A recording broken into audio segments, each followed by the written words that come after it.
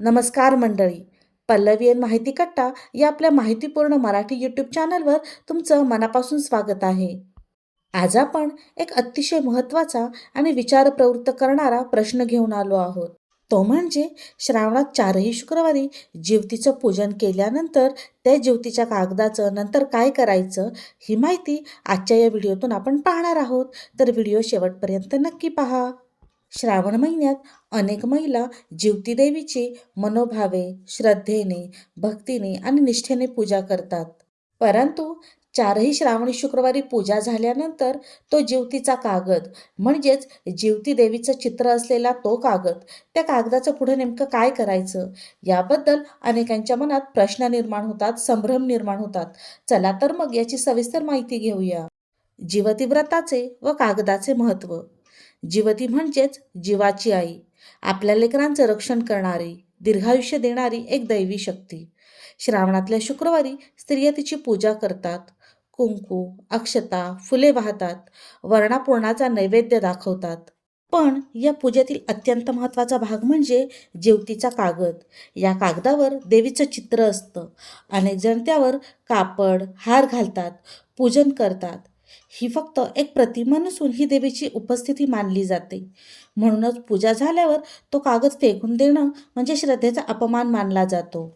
पूजा झाल्यानंतर कागद फेकावा का, असा प्रश्न अनेक जणींना पडतो. हा कागद फेकायचा नाही तर काय करायचं?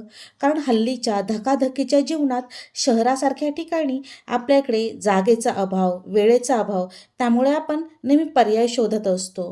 पण लक्षात ठेवा, ज्योतीचा कागद म्हणजे ते एक देवीचं स्वरूप असते. त्याला आपण अन्न, वस्त्र, फुलं घालून पुजलेले असते. त्यामुळे ते कचऱ्यात फेकणे म्हणजे पवित्रतेचा अपमान मानला जातो. चला आता पाहूया पारंपरिक पद्धतीने किंवा पर्यावरणपूरक पद्धतीने या कागदाचे काय करायचे. नदीत विसर्जन.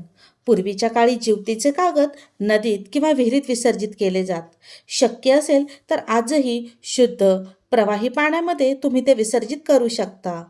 झाडाच्या मुळाशी विसर्जन.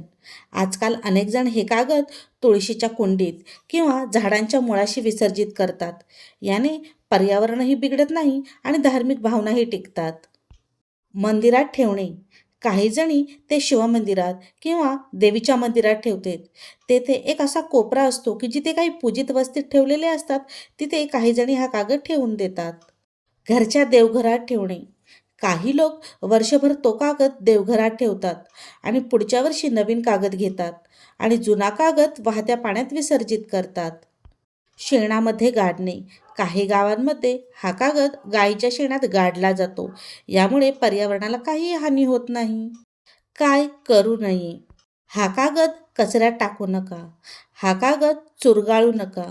हा कागद रस्त्यावर किंवा उघड्या ठिकाणी फेकून देऊ नका. तसेच हा कागद जाळणेही वर्ज्य मानले जाते, कारण हा आपण केलेल्या पूजित स्वरूपाचा अपमान असतो.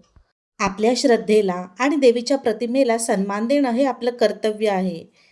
तसेच आजच्या आधुनिक काळात अजून काय काय करता येईल. आजही शहरासारख्या मध्यवर्ती ठिकाणी जिथे नदी नाही, झाडेही नाहीत, अशा वेळी आपण हा कागद आपल्या सोसायटीच्या प्लांट्समध्ये विसर्जित करू शकतो. ज्योतीच्या कागदाला झाडाच्या मुळाशी टाकू शकतो. या सगळ्या पद्धती पारंपरिक मूल्य टिकवून पर्यावरणाचेही भान ठेवणाऱ्या आहेत. तर मंडळी, ज्योतीच्या कागदाला आपण केवळ एक चित्र म्हणून न पाहता त्यामध्ये देवीची कृपा, आशीर्वाद आणि भक्तीचा भाव असतो. त्यामुळे पूजेनंतर त्या कागदाचं काय करायचं हेही तितकंच महत्त्वाचं आहे. त्यामुळे आपल्या श्रद्धेला योग्य दिशा द्या आणि आपलं कर्तव्य करा. आजच्या या व्हिडिओत दिलेली माहिती जर तुम्हाला उपयुक्त वाटली असेल तर व्हिडिओला लाईक करा, शेअर करा, कमेंट करा आणि पल्लवी माहिती कट्टा या यूट्यूब चॅनलला नक्की सबस्क्राईब करा.